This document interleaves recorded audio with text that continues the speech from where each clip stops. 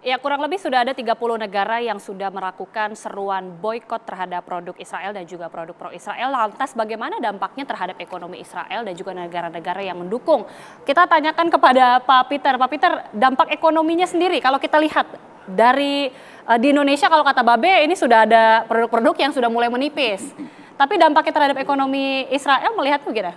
Ya, kalau kita bicara dampak, pasti dampak negatifnya kepada kita pasti ada. Ya, karena mungkin Pak Roy tadi sudah menyampaikan, ya, ini akan berujung kepada terganggunya produksi, terganggunya rantai pasok, ya, dan itu ujung-ujungnya bisa mengakibatkan adanya pemutusan hubungan kerja, PHK di beberapa tempat-tempat produksi. Ini adalah sebuah konsekuensi pengorbanan yang pasti kita rasakan, dan juga hak konsumen tadi yang disampaikan. Kalau sampai seandainya produk-produk tertentu itu hilang di pasaran padahal itu dibutuhkan. Tapi sekali lagi ini ya, saya sampaikan, inilah pengorbanan yang harus kita lakukan. Saya kira mungkin kalau kita tanya mungkin yang bersangkutan pun yang terganggu mungkin kena PHK ataupun yang terganggu apa itu konsumsinya akibat boikot ini. Kalau kita bandingkan dengan apa yang sekarang ini terjadi di Palestina, pengorbanan kita itu nggak ada apa-apanya. Dan inilah adalah bentuk bagaimana kita menyatakan keberpihakan kita. Jadi kalau kita bicara tentang dampak, tentu ada dampak negatifnya. Tapi ini kan adalah upaya untuk kita menyampaikan kepada dunia bahwasanya kita berdiri bersama Palestina. Ya. Dan kalau seandainya ini dilakukan bersama-sama, ya, secara bersama-sama di semua negara melakukannya boikot, mungkin tidak akan besar dampak terhadap perekonomian Israel. Tetapi itu akan menggaungkan perlawanan dunia, perlawanan global, dan ini akan menjadi momentum terbaik bagaimana kita memperjuangkan kemerdekaan bagi Palestina. Saya ingin ke Babe sekarang.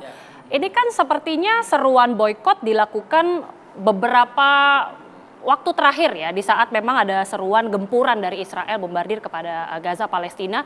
Tapi naik turun kalau kita ketahui, jangan-jangan nanti setelah ini sudah mereda akan turun lagi. Ini dampak berkepanjangannya gimana ngelihatnya?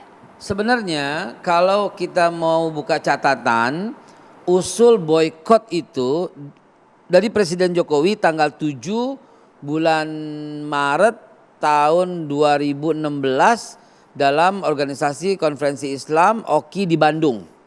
Masih ada arsipnya itu.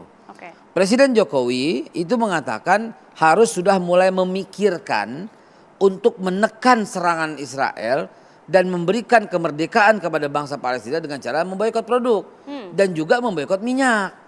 Jadi apa yang bisa kita stop nih, gitu loh, ya, senjata. Itu bulan Maret ya? 2016 kalau tidak salah 2016. Ya, nah artinya gini, ini bukan main-main dan ini berdampak kuat, gitu loh.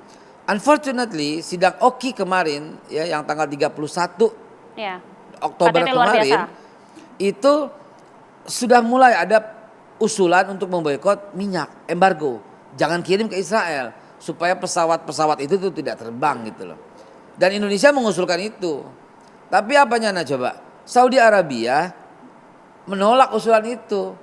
Jordan menolak usulan itu sehingga boikot yang paling penting bukan produk gitu loh. Jangan kasih dia minyak, jangan kasih dia gas. Minyaknya dari Saudi, gasnya dari Jordan. Jadi kita ini apa gitu loh. Betul, keberpihakan itu penting dan kita wajib melakukan itu.